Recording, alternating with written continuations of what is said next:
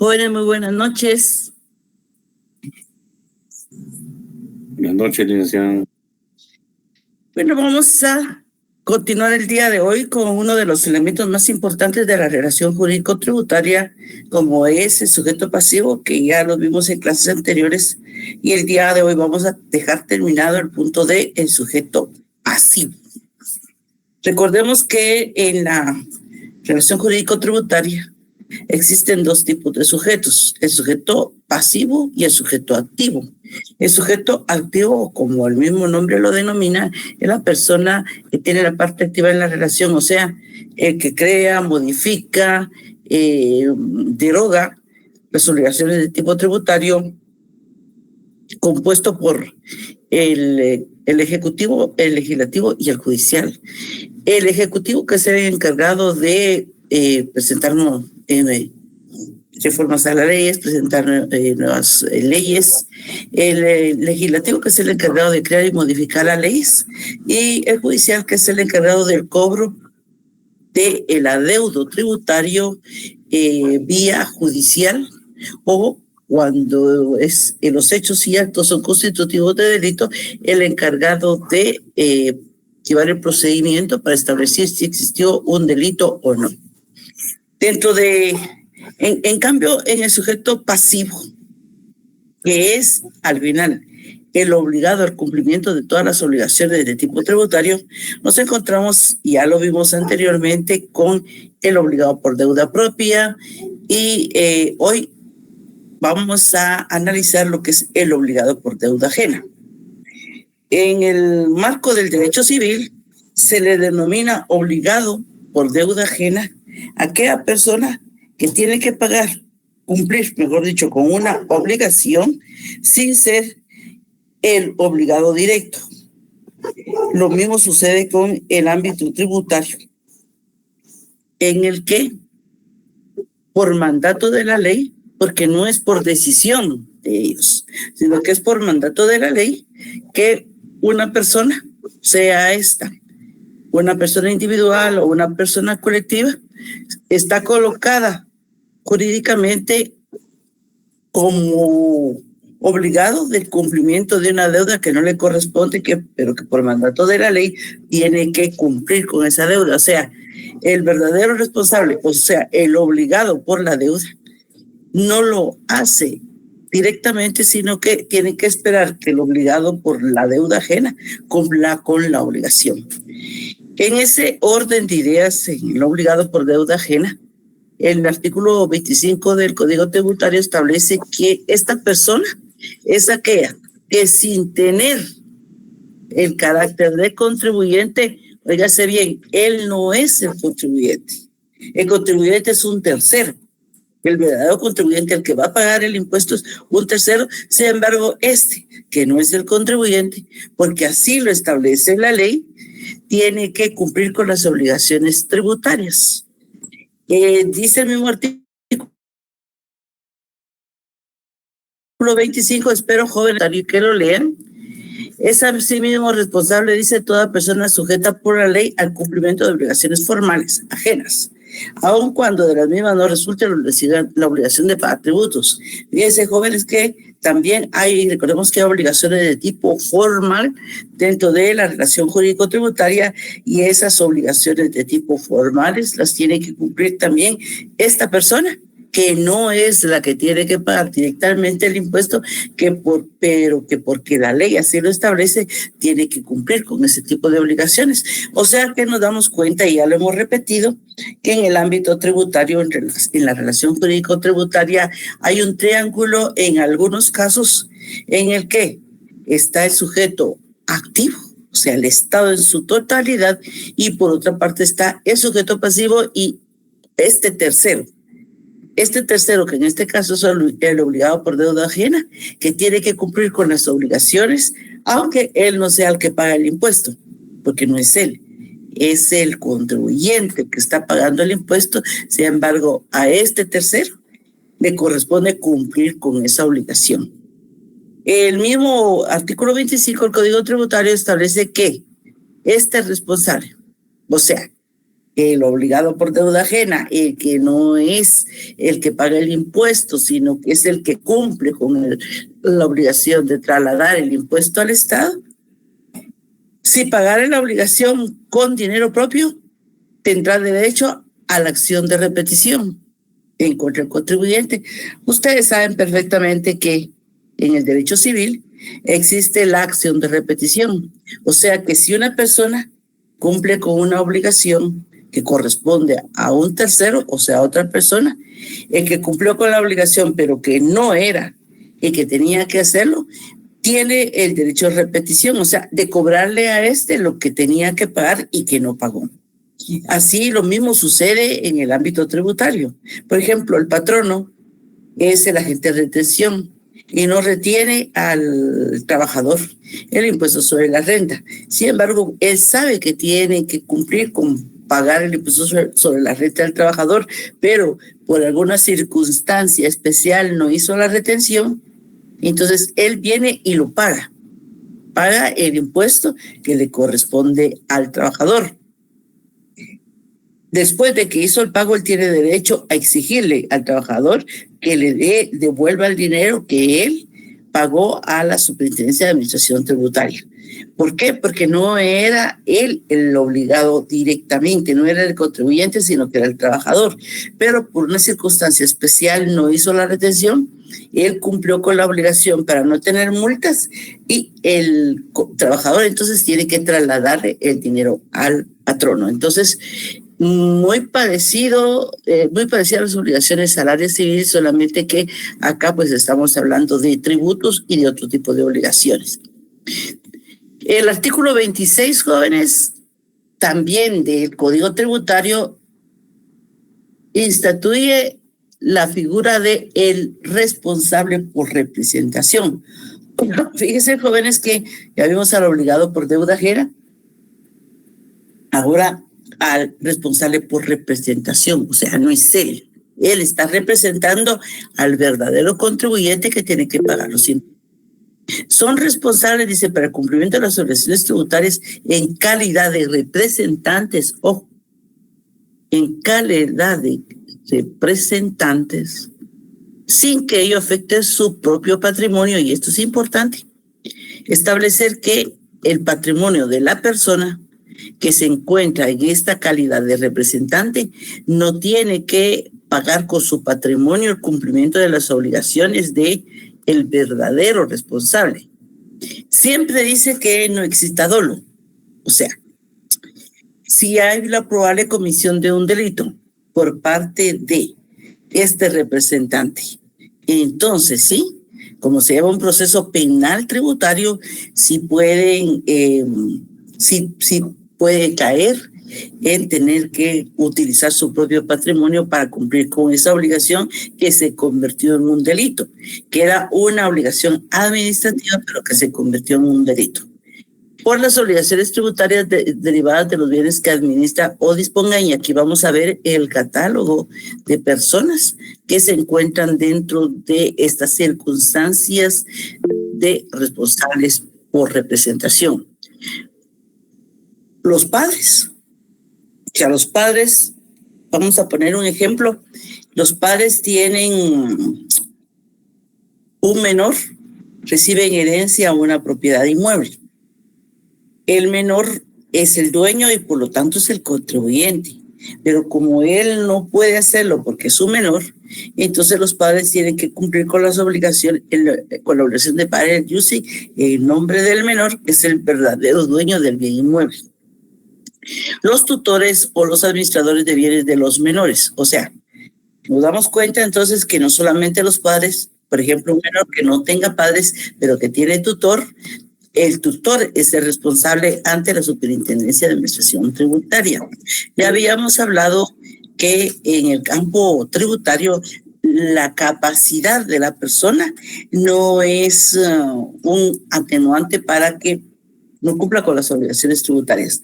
Igual tienen que cumplir con las obligaciones tributarias, y cuando hablamos de incapaces son los menores, y recordemos que los incapaces declarados por un juzgado.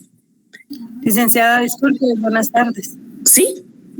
Fíjese que Su audio se le escucha con mucho eco. Permítame, vamos a ver si estoy bien conectada.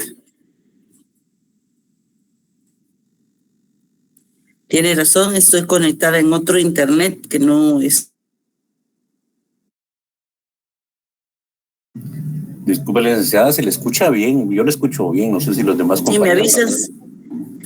Sí, yo lo ¿Sí? escucho bien. Ahorita sí. Yo también escucho bien. La resolución se le mejoró bastante también. No sé si cambió internet. Sí, cambié de internet. Fíjese que yo tengo un internet específico Ahora para, sí se oye bien. sí, para darle las clases tengo un internet en específico, pero no sé por qué estaba conectada en este momento a otra. Pero gracias por avisarme, siempre avíseme ese tipo de cuestiones. Pues miren, jóvenes, entonces, no solamente los padres, también los tutores, los administradores de los bienes de menores y los representantes de los incapaces. O sea, estas personas, desde el momento que el menor o el incapaz tiene obligaciones de tipo tributario, son los responsables ante la Superintendencia de Administración Tributaria de cumplir con la obligación tributaria del menor o del incapaz sin que afecte su patrimonio.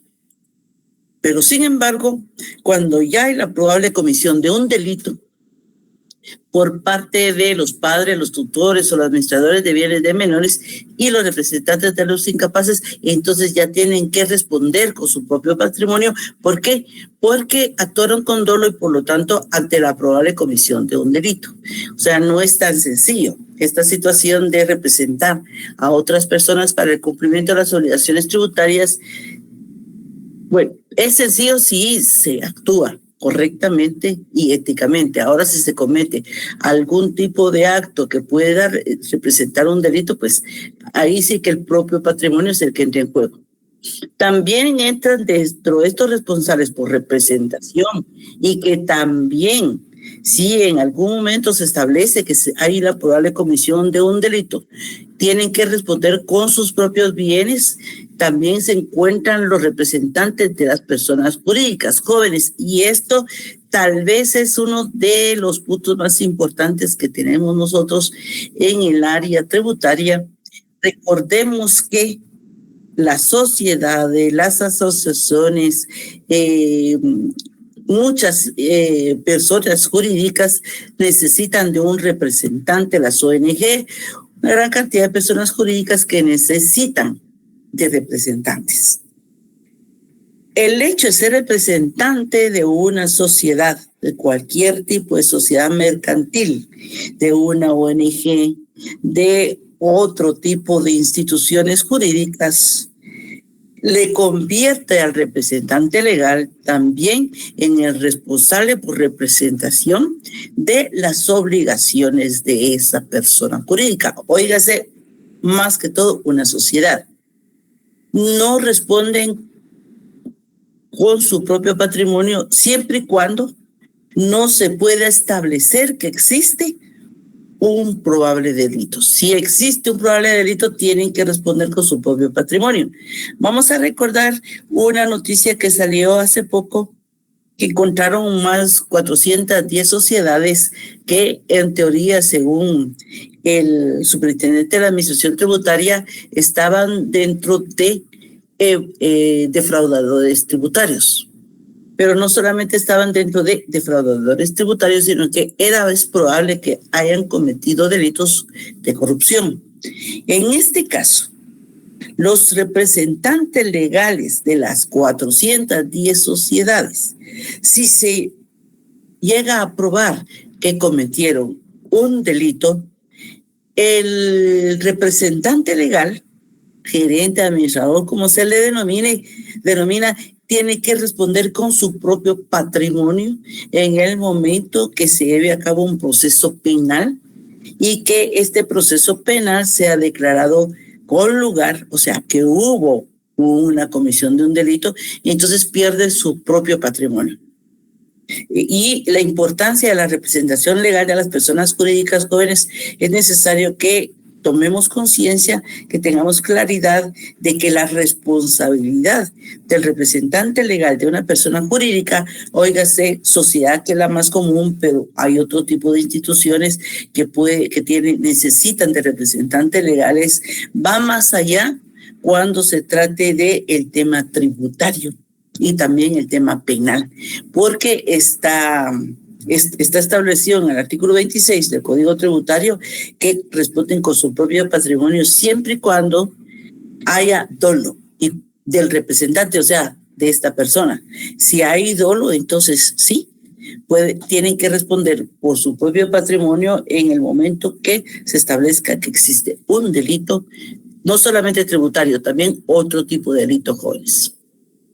Otras personas que son responsables como terceros de las obligaciones tributarias del verdadero contribuyente son los mandatarios.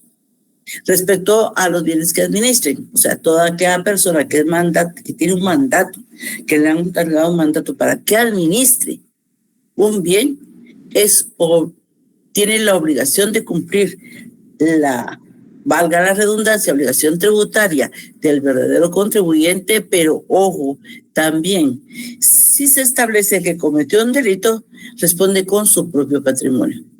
Los síndicos de quiebras y los depositarios de concursos de acreedores también. Entonces, jóvenes, cuando ustedes estén ejerciendo su profesión, ya sea que ustedes ejerzan la profesión liberal o que trabajen en alguna institución que tenga relación con esto, sí es necesario que ustedes informen a todas las personas que se puedan encontrar dentro de estas situaciones, o sea, todos aquellos que son responsables por representación de las obligaciones de tipo tributario de un tercero, de las consecuencias de actuar en algún momento con dolo. Y cuando el Código Tributario establece que se actúa con dolo es cuando existe la probable comisión de un delito.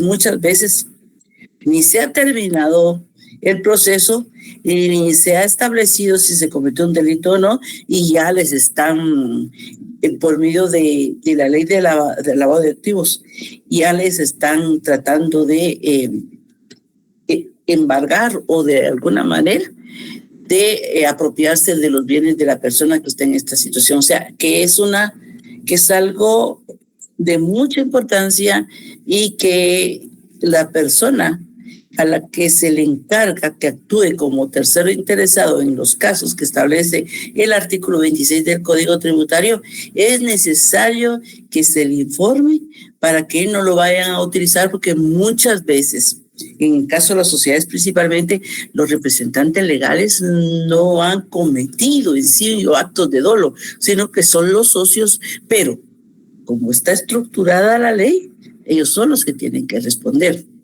Es increíble y se necesitaría, sí, una modificación al Código Tributario, porque si nos damos cuenta, la obligación recae en el tercero y probablemente el delito lo cometió el verdadero contribuyente, por ejemplo, en el caso de las sociedades. O sea que es un delicado el tema de la representación legal y además de los mandatos, es necesario hacerle ver, dependiendo de qué se trate, hacerle ver a la persona de las obligaciones adicionales que tiene y del cuidado que tiene que tener con lo que va a administrar.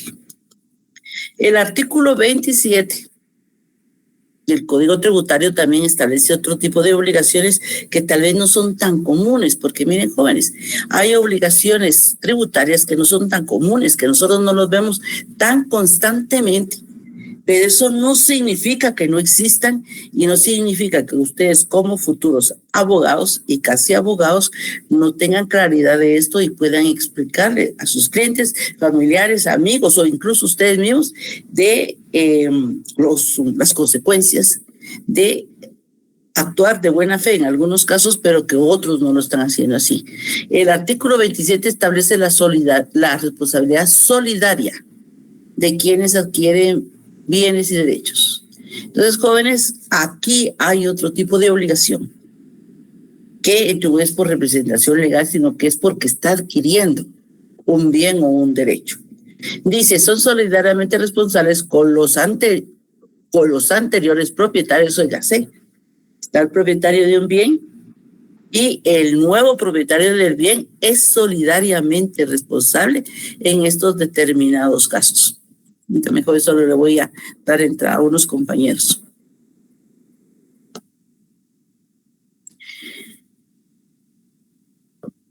Los donatarios y los legatarios. Vamos a ver, ¿quién es el donatario? De acuerdo a lo que establece la ley del impuesto al valor agregado, la donación entre vivos es un hecho generador del impuesto al valor agregado. Entonces se tiene que pagar el impuesto al valor agregado por la donación, pero adicional a eso, existe una obligación, una responsabilidad solidaria en el que el donante y el donatario. O sea, una persona le dona a otra un almacén. Y disculpe que les ponga siempre ejemplos así de almacenes y ese tipo de cosas porque es donde más se pagan los impuestos y son los actos propios del pago de impuestos. Le dona o le lega se muere una persona y le deja como legado un almacén a otra persona. La persona que va a recibir el almacén es solidariamente responsable de las obligaciones tributarias que no cumplió en su momento el anterior propietario, o sea, el que le deja el legado o el que le dona el almacén. Entonces no es tan sencillo, vaya, en donación me van a dar un almacén, qué bonito, me dan el almacén, se hace la escritura de la donación. Jóvenes, se hace responsable de las obligaciones tributarias que no haya pagado el donante. Y también en el caso de los legatarios, le dejan un legado dentro de un proceso, ya sea que haya sido por medio de un testamento. Bueno, regularmente es por medio de un testamento, un proceso sucesorio testamentario, le dejan delegado un almacén. No es nada más de ir al almacén, sino que es probable que hayan obligaciones de tipo tributario que no se cumplieron y que lo va a tener que cumplir el nuevo dueño, o sea, el legatario. También, jóvenes, los adquirientes de bienes, derechos o patrimonios, así como los sucesores en el activo y pasivo de la empresa propiedad de las personas individuales o jurídicas o de entes colectivos con personalidad jurídica o sin ella. Entonces, todas aquellas personas que obtienen bienes, derechos o patrimonios, o sea, se da mucho esto que no se ha terminado un proceso sucesorio intestado o testamentario y uno de los herederos decide vender sus derechos. Acá entonces estamos igual que en el inciso anterior, la obligación de quien compra el derecho es solidariamente responsable con el que no había cumplido las obligaciones en primera fase. Los sucesores en el activo y el pasivo de empresas, propiedad de personas individuales jurídicas, las jóvenes, aquellos que le suceden en la propiedad de una empresa mercantil es solidariamente responsable de las obligaciones tributarias que no ha cumplido quien le heredó, quien le legó, quien le entregó, quien le donó o cualquier figura que ha utilizado de la empresa mercantil. Por eso, mucho ojo, jóvenes, porque se ha dejado mucho de lado esa revisión que se debe hacer cuando se obtiene un bien en cualquiera de estas formas, como donante, como donatario, como legatario, como que adquirió los derechos de otras personas. Es importante establecer cómo se encuentra el cumplimiento de las obligaciones tributarias, pero no solamente que les enseñen a ustedes que le den la solvencia fiscal y le digan, mire, yo ya cumplí con todas las obligaciones tributarias, aquí está mi solvencia fiscal. No, jóvenes, no sabemos cómo fue el cumplimiento de las obligaciones tributarias. Así que es importante entonces que tengamos hacer mucho énfasis y que tengamos muy claro que aparte de el trabajo como abogados en el área civil, como también notarios con elaboran la escritura. en el que se está dando cualquiera de estas situaciones, tenemos que tener mucho cuidado.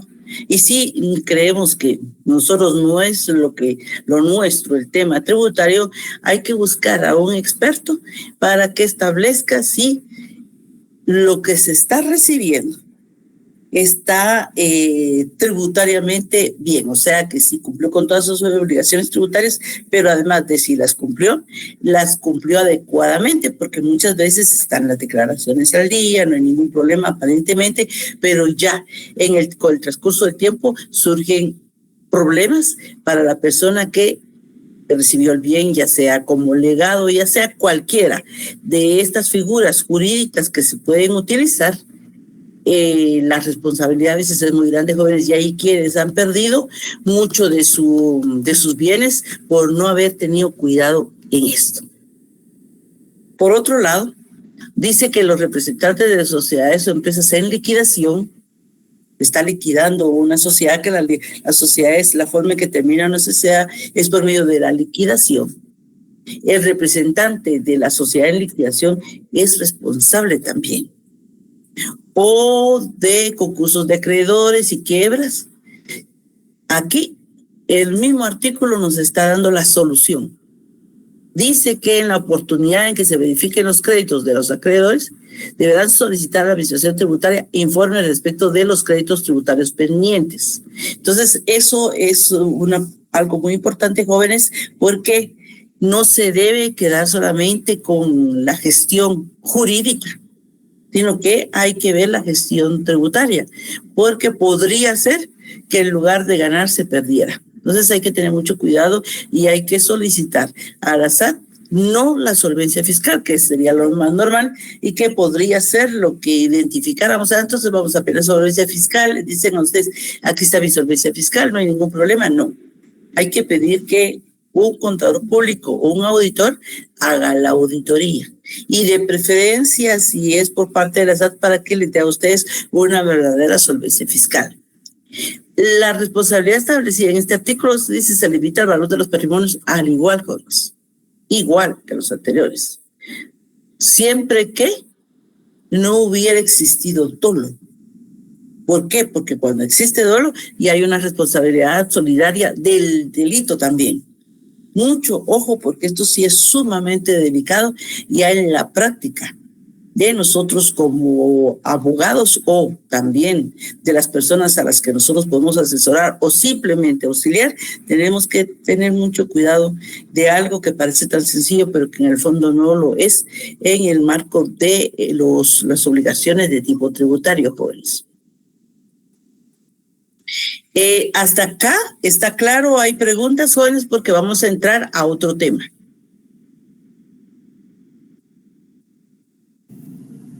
Licenciada, buenas tardes. Buenas tardes. Me queda una duda. Aquí estamos viendo las posibles responsabilidades de un tercero.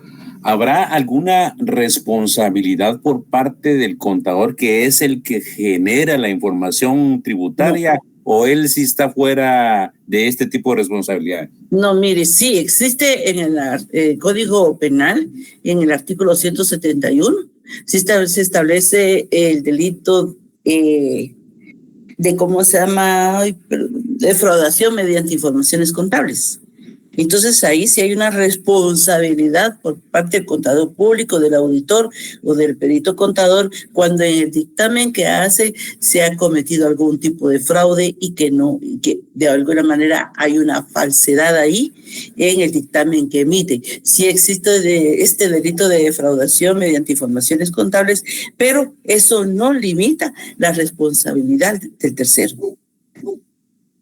Ah, entiendo, gracias. O sea, que usted como tercero puede presentar una denuncia contra la persona que falseó un dictamen, de alguna manera lo falseó, y naturalmente puede iniciarse un proceso penal contra él, pero eso no significa que de esa manera usted perder la responsabilidad que tuvo. Por eso es importante y por eso también el Código Tributario establece que lo mejor es que se le pida a la SAT que haga una revisión.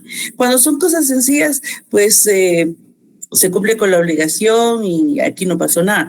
Pero hay empresas grandes que pueden dar muchos dolores de cabeza cuando se trasladan de una persona a la otra, u otro tipo de entes, de otro tipo de ¿cómo se llama?, de instituciones que pueden crear problemas. Por eso sí es necesario. Sí es necesario, y muchas veces se molestan porque lo primero que hacemos los abogados es pedir los estados financieros debidamente auditados y la revisión exanta de todas las operaciones contables, pero es que las consecuencias son bastante graves. Gracias, licenciada. El artículo 28 del mismo Código Tributario establece el agente de retención o de percepción. Siempre estamos dentro de los terceros, pero nos damos cuenta que hay varios tipos de terceros. Hay los terceros que mencionamos anteriormente, que son dos, y este otro tercero, que es el agente de retención o de percepción. El artículo 28 establece la responsabilidad que tienen las personas como agentes de retención o de percepción. Dice las personas designadas por la ley, y esto es importante, jóvenes, porque no es decisión mía ser agente de retención, no es decisión mía ser agente ni de retención ni de percepción. Es que la ley me coloca a mí en esta situación. Por ejemplo, el patrono. El patrono es por mandato de la ley agente de retención. El patrono no quiere ser agente de retención. O sea, bastante tiene con retener el IX, bastante tiene con todas las obligaciones laborales que tiene con un trabajador, para adicionalmente, por mandato de la ley, es agente de retención. O sea que vemos que las obligaciones de los patronos en su función patronal para con el trabajador va más allá de las obligaciones laborales que establece el Código de Trabajo, y nos manda también al ámbito tributario, porque tiene la obligación de retener en los que intervengan, dice, en actos, contratos u operaciones en los cuales deban efectuar la retención o percepción del tributo correspondiente. O sea, en este caso, el ejemplo más sencillo es el patrono. Agentes de retención, dice, son sujetos que al pagar, están pagando, o acreditar a los contribuyentes cantidades grabadas, están obligadas igualmente a retener de las mismas una parte de estas como pago a cuenta de tributos, a cargo de dichos contribuyentes. O sea, el verdadero contribuyente es el tercero, pero el responsable ante la SAT es el agente de retención, en relación a la agente de retención. Por otro lado, están los agentes de percepción. Los agentes de percepción son personas individuales o jurídicas que por disposición legal deben percibir el impuesto y enterarlo al fisco. ¿Cuál es el agente de percepción? El que percibe el dinero, el que percibe el impuesto junto con el dinero que está cobrando. El mejor ejemplo del agente de percepción es el IVA. El IVA es el más típico exponente de un agente de percepción. La persona tiene un almacén y vende artículos, ¿cómo se llama?, de cocina. Cada vez que efectúa una venta, está actuando como agente de percepción porque está cobrando el precio del producto que está vendiendo, pero a la vez está percibiendo el IVA que después debe trasladar, después de elaborar la declaración del impuesto al valor agregado, tiene que trasladar a la Superintendencia de Administración Tributaria. Dice que también se dan considerados agentes de percepción quienes por disposición legal sean autorizados o deban percibir impuestos, intereses, recargos o multas por cuenta de la Administración Tributaria. Esto, jóvenes, está dentro del Código Tributario, pero al momento los únicos que están calificados como agentes de percepción son los bancos, porque son los que reciben de parte de todos los contribuyentes los impuestos, intereses, recargos o multas. O sea que otro agente de percepción son los bancos o cualquier otra institución que en el futuro cobrara los impuestos en nombre de la Superintendencia de Administración Tributaria. ¿Por qué? Porque están percibiendo el dinero de los impuestos, de los intereses y de las multas en nombre de la Superintendencia de Administración Tributaria de parte de que lo está llegando a pagar para trasladárselo a la Superintendencia de Administración Tributaria. O sea que en relación a los agentes de percepción hay dos tipos. El que por mandato de la ley tiene que percibir el impuesto y trasladarlo después a la SAT, y aquellas personas que por disposición legal, o sea, en este caso los bancos, pero el día de mañana pudieran ser las cooperativas o cualquier otra institución financiera, pudiera recibir el dinero de impuestos, intereses, recargos y multas por parte de los contribuyentes. El artículo 29, la responsabilidad, porque acá tenemos ya quienes son agentes de retención, quienes son agentes de percepción.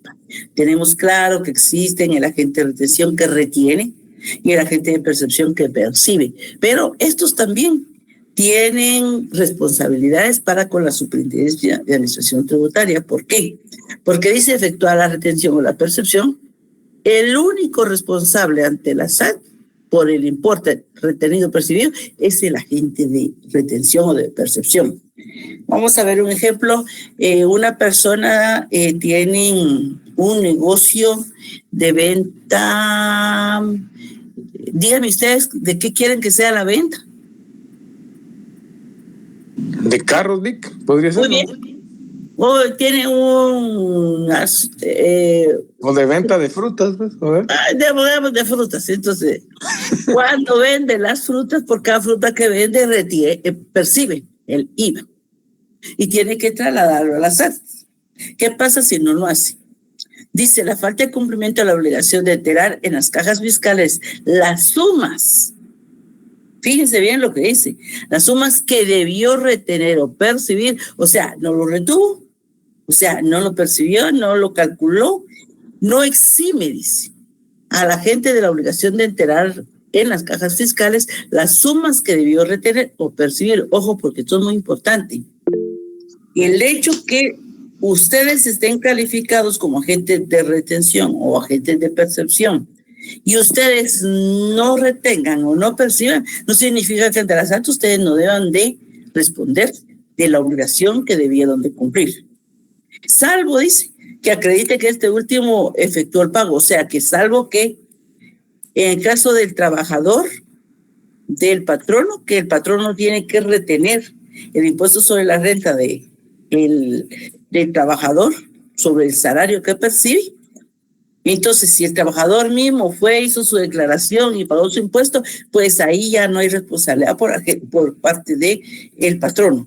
Ahora, si el trabajador confió en el patrono que iba a retener el impuesto y se lo retuvo, o no se dio cuenta si se lo retuvo o no, pues una responsabilidad por parte de el patrón. O sea, miren, jóvenes, las obligaciones van más allá. No solamente el hecho de retener, sino que no cumplir con la obligación de retener nos hace responsables ante la Superintendencia de Administración Tributaria. Dice que el agente, ya sea de retención o de percepción, es responsable ante el contribuyente por las retenciones o percepciones efectuadas. O sea, le retuvo el dinero al trabajador y no lo pagó. Después, viene la SAT, le manda al trabajador un cobro porque no pagó el impuesto sobre la renta de los salarios que percibió durante un periodo específico. Entonces, jóvenes, es el responsable por las retenciones o presiones efectuadas sin normas legales que las autoricen sin perjuicio de la acción penal que pudiera corresponder. Ojo, mucho ojo, jóvenes. En el caso de la retención y la percepción, si no se cumplen y si se retienen o se perciben, si puede tipificarse el delito de defraudación tributaria. O sea, mucho cuidado porque recordemos que como no es dinero ni de la agente de percepción ni de la agente de retención, entonces sí hay un castigo penal y eso pues es más grave. Y el artículo 30, otra obligación, jóvenes, es la obligación de proporcionar información. Esto es muy importante porque este artículo 30 establece la obligación de cualquier persona individual, jurídica, incluyendo el Estado o entidades descentralizadas, o ya sea la Universidad de San Carlos de Guatemala, autónomas como la universidad o también las municipalidades, incluye también a las copropiedades, sociedades irregulares, sociedades de hecho y demás entes, aunque no tengan personalidad jurídica, jóvenes. Muy importante, démonos cuenta de la gran gama de personas que tienen esta obligación. Y la obligación consiste en proporcionar información a los representantes de la obligación tributaria de un tercero. ¿Por qué? Porque no nos quedamos fuera de la historia nosotros en relación a las obligaciones de tipo tributario cuando, por ejemplo, viene la SAT y llega con un contribuyente y le va a hacer una revisión. Cuando el auditor tributario está revisando y encuentra que hay la probabilidad de una anomalía tributaria, entonces se encuentra con una duda razonable, como lo dice la misma Constitución Política de la República, pero también el Código Tributario, puede pedirle a esta persona otro tipo de documentos que no sean legales, que tengan relación con este tercero para verificar si se cobraron bien los impuestos y si no hay responsabilidad por parte de este tercero de otro tipo de malos actos tributarios, podríamos llamarle. Entonces, jóvenes, es muy importante atender a esto porque el hecho, póngase, sucede mucho. Hay una relación mercantil entre dos personas. Y a una de estas dos personas le llega una auditoría por parte de la SAT. Pero la otra persona no ha trabajado muy bien. O sea, un caso muy típico es que la factura diga, antes cuando no eran FEL, hoy es más difícil hacer eso, pero no significa que no pueda suceder. Por ejemplo, jóvenes, no sé si ustedes leyeron que estaban revisando el tema de los pequeños contribuyentes y también de las facturas anuladas. ¿Por qué? Porque muchas veces las personas anulan la factura y no avisan al tercero que anularon la factura. Entonces, en esos casos, la SAT sí puede verificar si la persona que tiene la factura que supuestamente para el otro está anulada, la tiene o no la tiene anulada. Lo mismo sucede con otro tipo de revisiones que hace la SAT. Si encuentra duda en relación a una operación mercantil que tiene como consecuencia el pago de impuestos, pueden solicitar una información que va más allá. Y el artículo 30 establece que la persona que está pidiendo esta información la va a recibir bajo reserva de confidencialidad. O sea, jóvenes, que no va a decir nada de la información que está recibiendo. ¿Por qué? Porque recordemos que está protegida por el secreto profesional. Ojo, porque cuando acá nos habla el secreto profesional, incluso pudiera ser que fuera con el notario que autorizó la escritura pública para saber si se cumplió o no con todos los requisitos de la ley. Mucho ojo, jóvenes, porque la persona que está de alguna manera defraudando al fisco o no está pagando bien sus impuestos o ha cometido errores, en algún momento ni sabe que la están investigando. Sin embargo, del otro lado, la está investigando la Superintendencia de Administración Tributaria, y no porque le ha revisado a ellos, sino que porque le revisó a su cliente y de la revisión surgió la duda y de ahí empieza, el término, a escarbar la información el auditor tributario y se va encontrando con que aquel había cometido delitos de defraudación tributaria o si no delitos de defraudación tributaria, por lo menos no había pagado bien sus impuestos. Hay casos en los que derivado de esa investigación que llevan a cabo los auditores tributarios, se han encontrado con verdaderas defraudaciones tributarias. Hay un caso, jóvenes, de un supermercado que compraba ganado a un tercero pero no eran cantidades mínimas, llegaron a 20 millones en el periodo fiscal en el pago de compra de ganado. Y cuando empezaron a investigar en el supermercado, se dieron cuenta que habían irregularidades por ahí en el vendedor del ganado. Entonces investigaron por medio de estos documentos al vendedor del ganado y se dieron cuenta que el vendedor del ganado no tenía ganado. O sea, él emitía facturas por venta de ganado, pero él ni siquiera pasaba cerca de una finca donde hubiera ganado, sino que eran terceros los que por medio de él estaban defraudando al fisco porque no reportaban las ventas de ganado. Y fue un gran caso que se armó, jóvenes. ¿Por qué? Porque la SAT sí puede. Y esto, mucho ojo, sí puede investigar a otras personas que no son a las que está revisando sus contabilidades o el cumplimiento de sus obligaciones de tipo tributario. Entonces hay que tener mucho cuidado porque el hecho que no lleguen con una persona no quiere decir que no puedan tener información sobre esa persona. Lo establece el Código Tributario y la Administración Tributaria avisará a los contribuyentes o terceros por los medios que estime pertinentes que deben informar de sus actividades afectas generadoras de tributos. Exentas efectuadas con terceros, o sea que el hecho que sean exentos no quiere decir que no me pidan información de un tercero.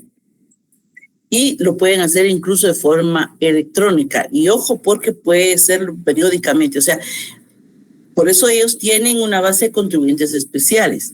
A esos contribuyentes especiales le pide cualquier tipo de información. Y ellos saben que media vez ya están como contribuyentes especiales ante la Superintendencia de Administración Tributaria, tienen la obligación de proporcionar toda la información que la SAT le pida en relación a estos terceros. Bueno, ya tenemos entonces tenemos claro las obligaciones de los sujetos, de los terceros y de todos los implicados, jóvenes.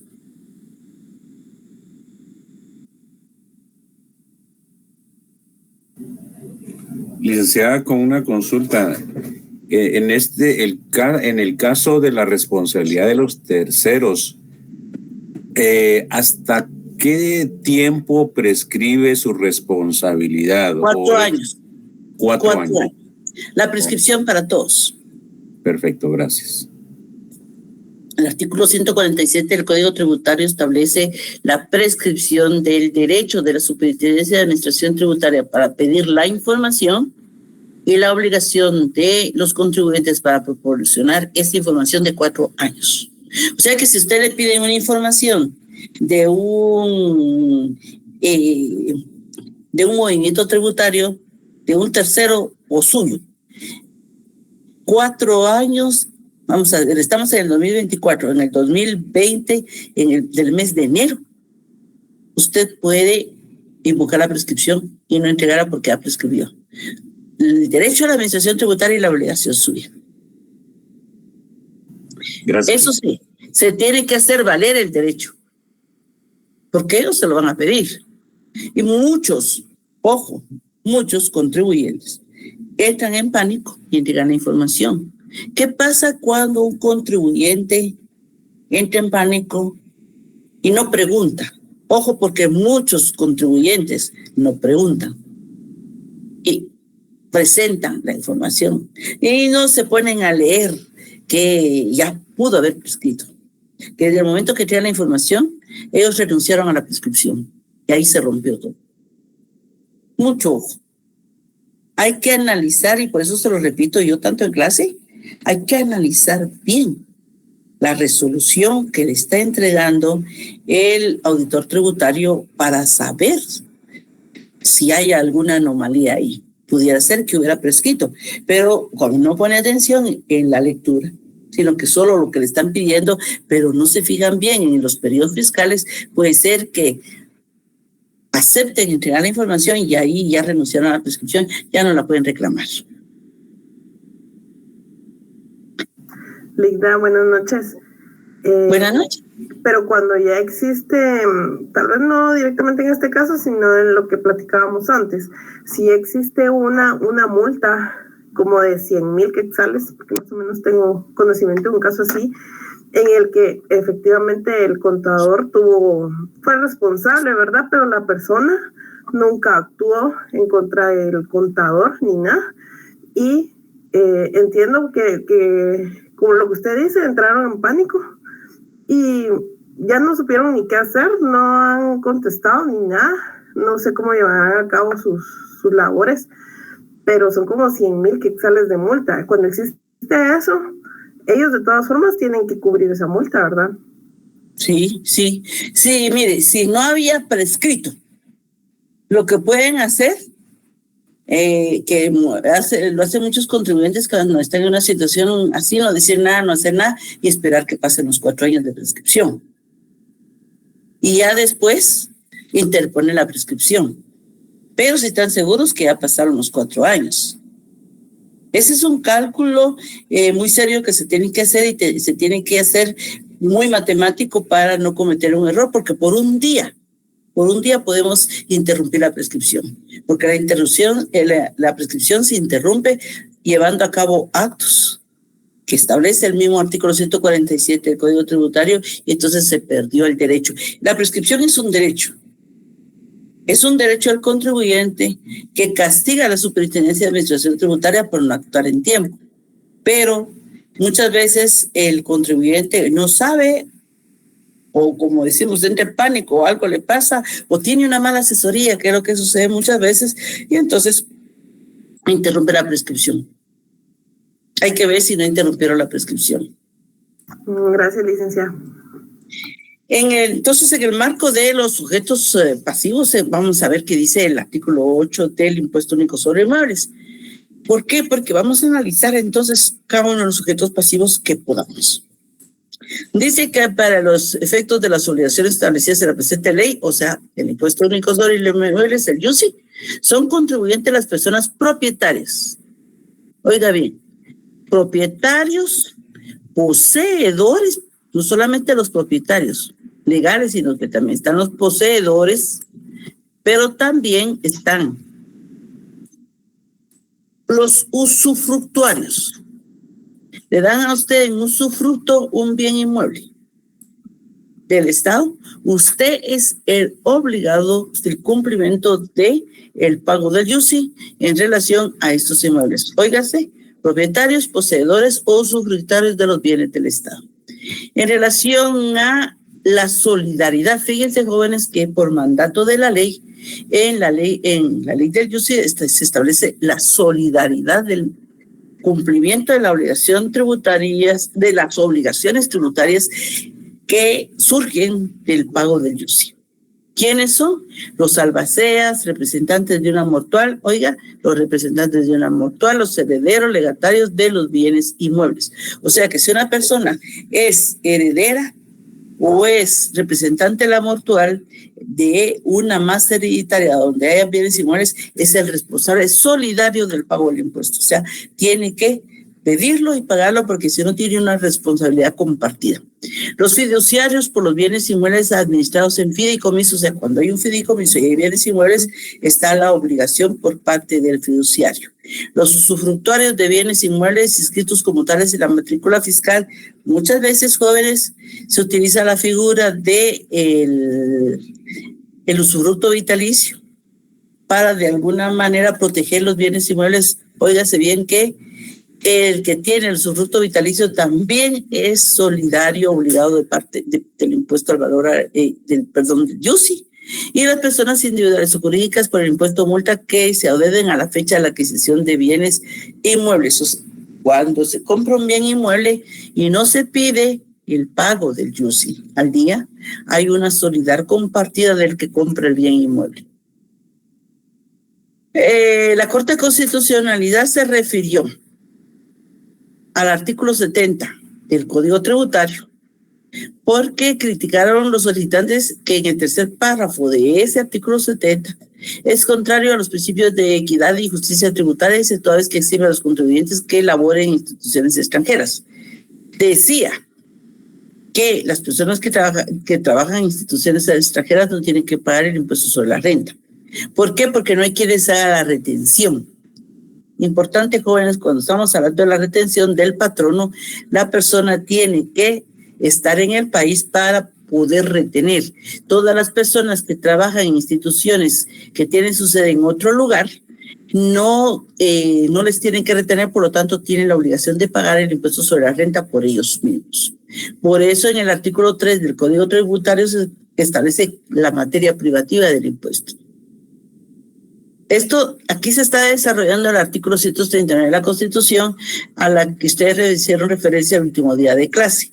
Aquí desarrolló el legislador lo que dice el artículo 139, que dice que tiene que existir una ley para decretar tributos ordinarios extraordinarios, reformarlos, suprimirlos, definir el hecho generador de la obligación tributaria, establecer el sujeto pasivo del tributo como contribuyente o responsable y la responsabilidad solidaria, la base imponible y la tarifa o tipo impositivo. Miren, jóvenes, aquí tenemos nosotros en el Código Tributario todo lo que es la relación jurídico-tributaria y todos los que intervienen, pero no solamente eso.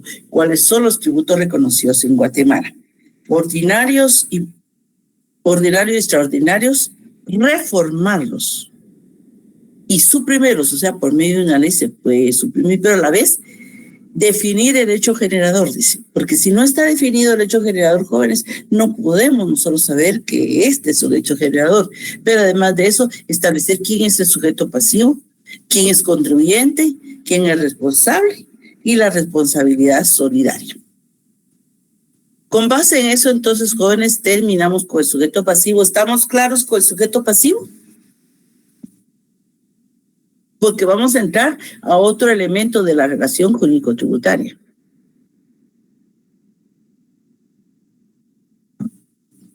Bueno. Licenciada, solo disculpe, me quedó una duda con el sujeto pasivo. Menciona, ahorita voy a localizar, pero menciona ahí también sobre las sociedades o los contribuyentes de hecho. Sí, no, son sociedades irregulares de hecho. Sí, ¿me puede ampliar un poquito a qué se refiere cuando habla de este tipo de sociedades? Disculpe. Mire, fíjese que este es un tema mercantil y es importante que ustedes tengan claridad en relación a las sociedades irregulares y a las sociedades de hecho, porque en algún momento en su examen técnico profesional puede preguntarle sobre ese tipo de sociedades en qué consisten. Las sociedades irregulares son aquellas que no se inscribieron en el registro mercantil, que no terminaron su inscripción en el registro mercantil. Y las sociedades, de hecho, son todas aquellas sociedades que tres personas deciden realizar una sociedad, se ponen a trabajar todo el tema de la sociedad e incluso pueden pedir que les elaboren la escritura de constitución de notario, pero no proceden, sino que se queda nada más de escritura. Los responsables son los socios, igual que las irregulares que no terminan su inscripción en el registro mercantil, los responsables son los socios. Eso se puede dar muchas veces en el ejercicio de la profesión liberal, específicamente en el notariado, que no se termine la inscripción de una sociedad. La responsabilidad de nosotros como profesionales del derecho cuando estamos actuando como notarios es terminar la gestión de la inscripción de una sociedad, desde que ya con nosotros las personas, los futuros socios de la sociedad.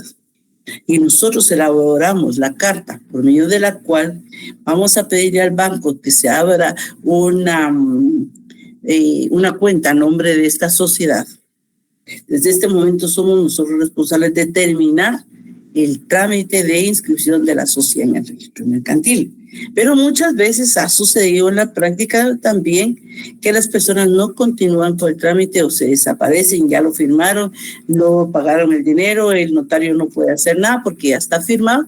Entonces, esas son sociedades o irregulares o de hecho depende del proceso que lleven.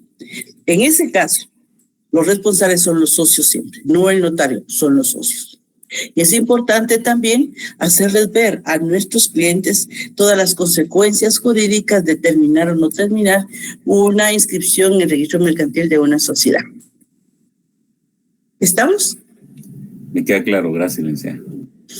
El hecho generador, hecho imponible. Miren, jóvenes, otro elemento esencial de la relación jurídico-tributaria es ¿qué es el hecho generador? ¿Qué actos, hechos, contratos, acciones del ser humano en general pueden ser hechos generadores de un impuesto o no? Según Giannini, es una situación de hecho, es algo que sucede. que puede consistir en un estado de cosas, por ejemplo, propiedad de un bien inmueble es un estado de la cosa. Nosotros tenemos un bien inmueble, el estado es que es nuestra propiedad. O en un acontecimiento puramente material o económico, por ejemplo, la compraventa de la naranja que habíamos hablado, la compraventa de una licuadora, la compraventa de un sillón, la compraventa de un escritorio. Eso es puramente económico porque hay una ganancia implícita ahí. O bien dice, puede revestir la forma de una relación jurídica, por ejemplo, pudiera ser la compraventa de un bien inmueble o la compraventa de un vehículo, es una relación jurídica también, que hacen hacer la obligación tributaria. Dice, tiene una significación fáctica. ¿Por qué? Porque los hechos de la vida real pueden provocar efectos jurídicos. Muchos actos, hechos de la vida real, jóvenes, tienen consecuencias jurídicas. Y no es por la voluntad propiamente de las personas, sino que por mandato de la ley tienen consecuencias de tipo jurídico. Dice Giannini que en el primer caso son meros presupuestos con efectos jurídicos. Por ejemplo, ser propietarios de un bien inmueble. Tiene efectos jurídicos, claro, porque nosotros podemos reclamar que no se toque nuestra propiedad, podemos invocar la garantía constitucional de la propiedad. Y en el segundo dice, producen efectos jurídicos queridos. Pues vamos a comprar un escritorio para que nuestra oficina esté más bonita, pero lo que queremos es mejorar nuestra oficina, pero sabemos que tenemos que pagar el impuesto al valor agregado cuando compramos ese escritorio. El hecho imponible, dice Giannini, tiene carácter de un hecho puro, porque no son otras cosas las que se están buscando.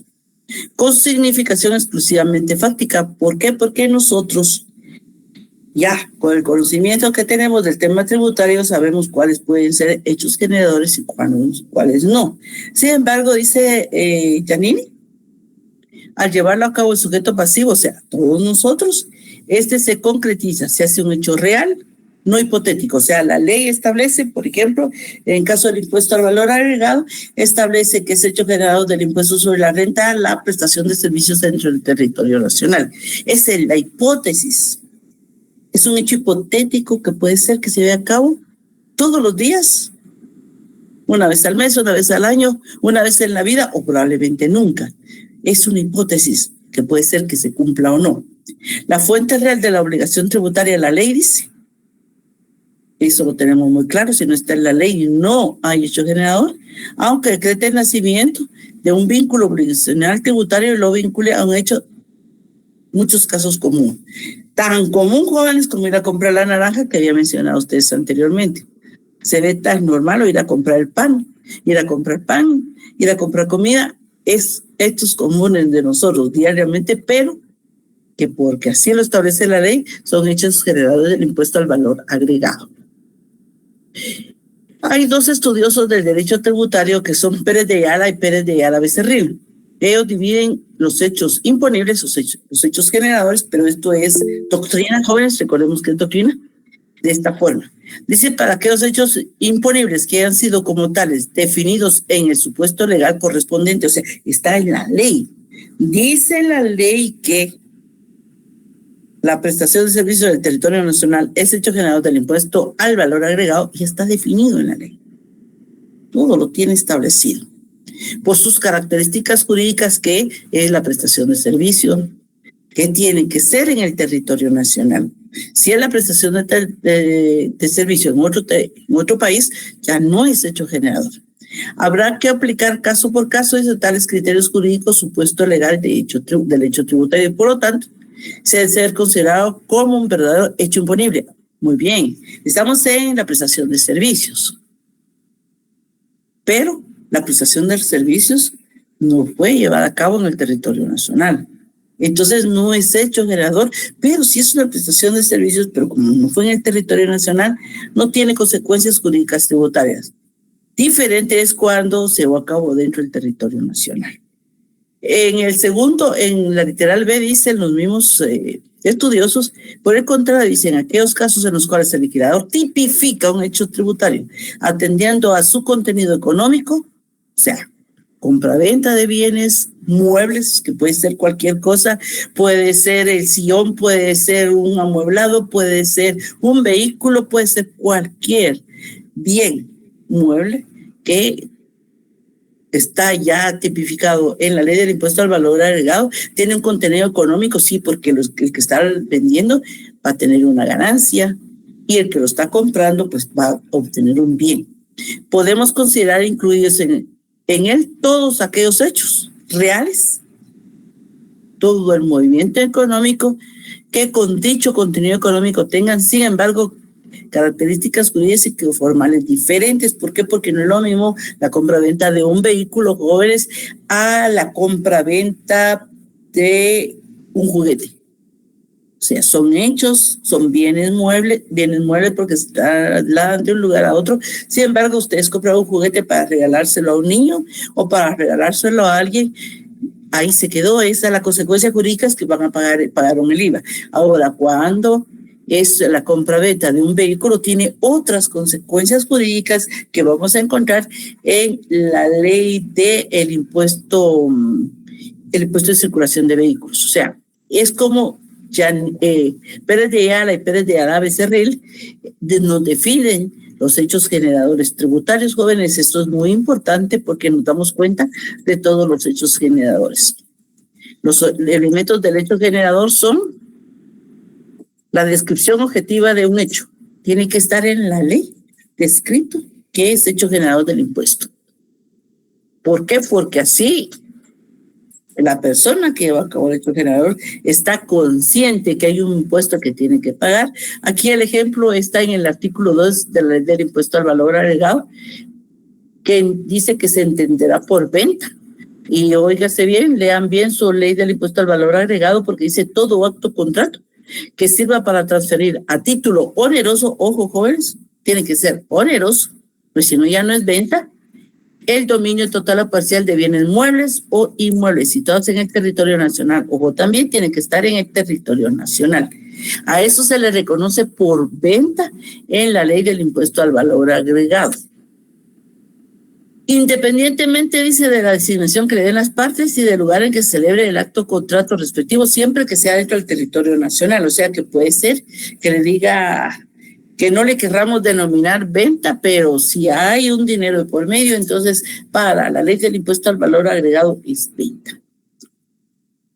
Otro elemento, los datos necesarios para individualizar a la persona que debe realizar el hecho o encuadre en la situación. ¿Quién es? El comprador, jóvenes. La ley establece que tiene que haber un vendedor y un comprador. La persona que está comprando el bien es la persona individualizada en la ley que está llevando a cabo el hecho generador, pero el impuesto lo tiene que pagar el vendedor. O sea, que estas dos personas están participando. El momento en que debe configurarse o tenerse por configurada la relación del hecho imponible, el momento es el momento que se lleva a cabo el hecho generador. Lo establece la misma ley. Y por último lugar, donde debe acaecer o tenerse por acaecida la relación del hecho imponible. O sea, dentro del territorio nacional según la ley del impuesto al valor agregado. Por otro lado, otros autores, miren jóvenes, aquí vamos 3 autores para establecer el hecho generador. En este caso, Araujo dice que el elemento temporal que el hecho ocurra después de promulgarse la ley, importante. Si no hay ley, o sea, antes de que existiera la ley del impuesto al valor agregado, se podían llevar a cabo todos esos hechos generadores, pero no había que pagar el IVA. ¿Por qué? Porque no existía todavía la ley del IVA. El elemento espacial, dice, es lo que la ley dispone respecto a la circunstancia territorial. Tiene que ser, en este caso, Guatemala. Porque la misma ley establece dentro del territorio nacional. Tercero, el hecho generador siempre está ligado a la capacidad económica del sujeto. Jóvenes, totalmente. Mientras más capacidad económica tiene una persona, pues puede comprar un vehículo más nuevo, puede comprar un vehículo de una determinada marca. Mientras menos capacidad económica, pues comprará un vehículo más viejo y de otra marca, por muy buena que sea, pero es una marca más sencilla, podríamos decir, o no comprará el vehículo y comprará una moto. Eso Ese hecho generado de la compra-venta del vehículo, que puede ser una moto, puede ser un carro, está determinado por la capacidad económica de la persona que lo va a comprar. Puede que en términos generales o globales de impuestos no sea de esta capacidad contributiva, porque pudiera ser, jóvenes, que no tengamos capacidad de pago y por lo tanto no compremos ni el carro, ni la moto, ni siquiera la bicicleta. Y por último dice, es el hecho previsto en la ley.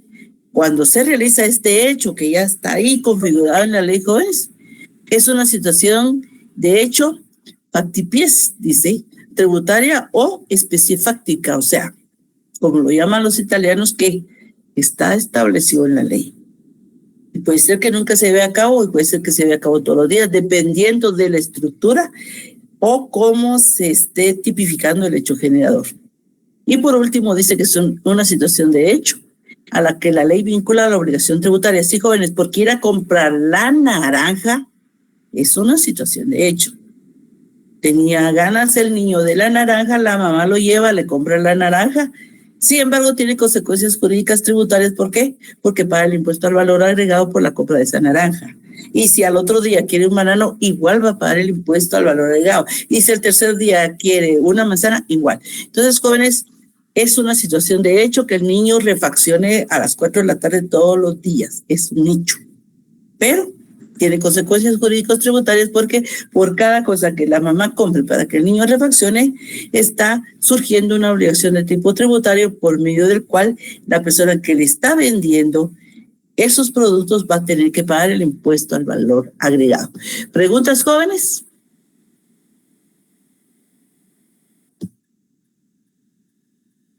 Sé, licenciada, que sin duda alguna que si vamos al mercado, ahí está el impuesto agregado ya pagado.